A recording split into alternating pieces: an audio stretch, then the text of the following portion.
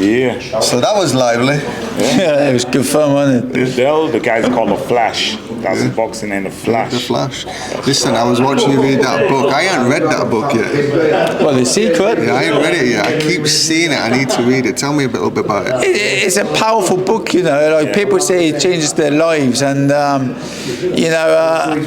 since I've been doing stuff that's in that book, it's completely changed my life for the better. You know, I got more money. I got a better job that I love. Yeah. I'm winning titles in boxing. I'm going on nice holidays. It's just changed my life, man. Darling, make sure we start reading that book, right? We're going to start reading that book, yeah? Do it.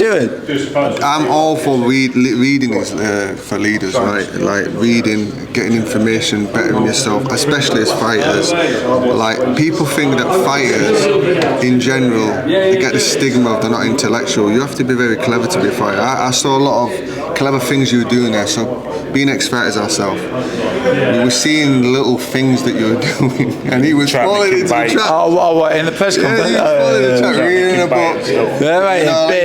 It wasn't hard, to be fair. You know, I mean, even that little comment at the end where he come back, grabbed Doja and all of this, you put him on the spot, right? Yeah, well, I mean, look. Let's not fight that yet. It ain't fighting. We're fighting in 2 days. Yeah. Just have some fun, man. Like, why get stressed? Why lose your temper? Like, you're gonna have the opportunity to punch me on Saturday night.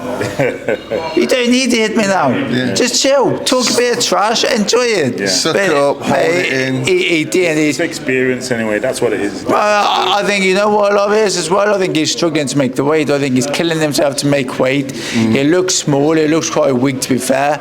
And he's massively hungry, as a lot of people would say. He needs food. He's struggling. He's struggling to make the weight, so he's hungry and he wants to fight, and he just lost his temper. All I said was, "I'm here right now." Yeah, he could have come over. And had a hug. Well, why did you give him a packet of biscuits after the second round to help him out? I could do, couldn't I? No, I might get some chocolate hobnobs. Turn up tomorrow at the weigh, and I'm offering some biscuits for the guys in the scale. Can anybody message me on Instagram, tell me what his favourite packet of biscuits is? I'll get them for him. Cream, I think. Well, you can't get it. What if you get him some Haribo's? That's Dennis McCanning though, isn't it? Dennis McCann Haribo's, you know. True, Dennis does like the Haribo's. He loves them. He's a good kid, Dennis. I like Dennis. We interviewed Dennis recently, actually, at the Leeds show. He's fighting next week, right? He's really mate. I'll tell you now. I've done a few rounds with Dennis McCann. He's going to do a number on Baluta. Honestly, I think Dennis McCann is a future world champion. He's one of the best superstars to come out of boxing in Britain. I'm excited to see what he's going to do next week. When we talk to him, he look really ready. But I want to keep the focus on you. Listen, when we do this camp, when we do these interviews, a lot of the similar questions are going to be asked over and over again to fighters. Right? It must be very boring, right? Being ex-fighters, we have a little bit of an understanding about what you guys go through, what you feel leading up to the fight, and we want the audience at home to know a little bit more about you as a person before we jump off you. We already know some of these questions, but the audience at home might not. Tell us why you got into boxing. Tell us how you knew you were going to make a career out of it. I got into boxing when I was 15 because I was bullied as a kid.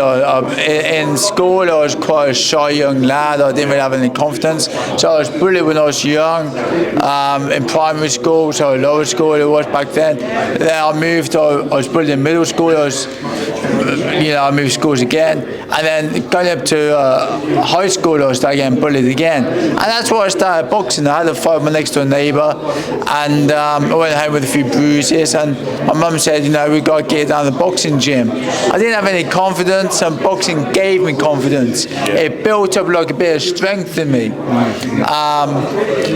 And that's how it started, really. I just went down to the boxing gym, and I was addicted to it. John Daly took me under his wing at Far Cotton Boxing Club. And I just loved it, I was down there 4 or 5 times a week. I go and train with the women, I train with the kids, I train all the time. I just absolutely loved it, and it just grew from there. What was the outcome afterwards? With the bullies and that, when they knew that you were boxing, How would they treat you? Well, let's just say Yeah, the bullying stopped. Let's just say that. Yeah. But now, confident. Just there like a balloon. yeah, I mean, after boxing, I won one more little fight in school, and after that, I didn't have any more. I actually stood up, but I never used to stand up for myself. I'd always shy away from confrontation, and so I'd keep on getting bullied and bullied and bullied. And then one fight, I turned around and I said, you know what, I'm not walking away anymore, I'm going to stand my ground. I stood my ground, and it'll change after It's that. all over. It'll change, it's all over. What you got to do with a bully, bullies don't like people that stand up to them. That's right. So you got to stand your ground, you know, show them who's boss. That's it. And that's a bully be on Saturday, so you're going to stand up to your ground, aren't you? Well, look, he looks like a bully, doesn't he? You stood your ground.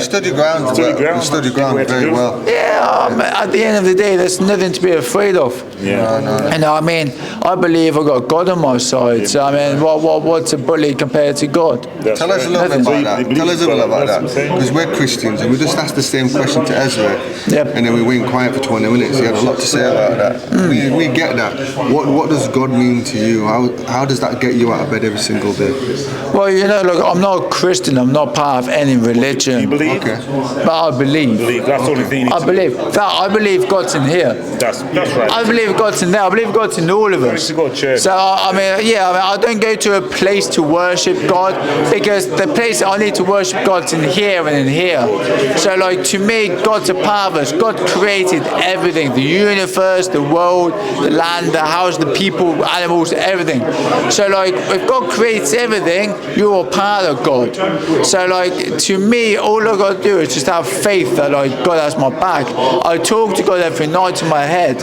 I talk to Him every morning. I say Him. I can't say God's a man in the sky, but what God is a source of energy. And I just feel that God's in me, is powering me, is protecting me, and is giving me this amazing opportunity to be able to like change the world my little way. I feel that. I love It's that. powerful, man. It's powerful. We're both Christians anyway. Okay. We're both Christians. We know where you're coming from. Yeah. I know how you feel. I mean, like obviously we box and that, and obviously we pray as well before we fight, and you see God's work coming that fight. Yep. You know what I mean? You're not there to hurt the person, but you're there to be victorious, to show people, set example that God is real. Yeah, well, I honestly, I never used to believe in God, but this last couple of years, my faith in God's getting stronger and stronger all the time. And it's not because I'm getting so much success. I mean, it could be a little bit, but like, you have no fear when God's there. Like, death is that's an illusion anyway. You go up to wherever you go, you just transform your energy. But when you feel you got God on your side, you got a spine, a backbone. You got no fear. Because you know He's there with you. Exactly, you got nothing to fear. And what, like, if God created everything, what's one little man gonna do? One little man, nothing. I love that. I can see that energy coming off you. Like, to have that how can I put it? That protection. Yeah. Going there, or you can that pressure off. Yeah. You know, like too many fighters put pressure on themselves.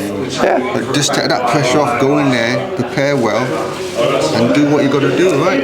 At the end of the day, I might win Saturday, he might win Saturday. It's up to God. Written. It's up to you. So everything's written.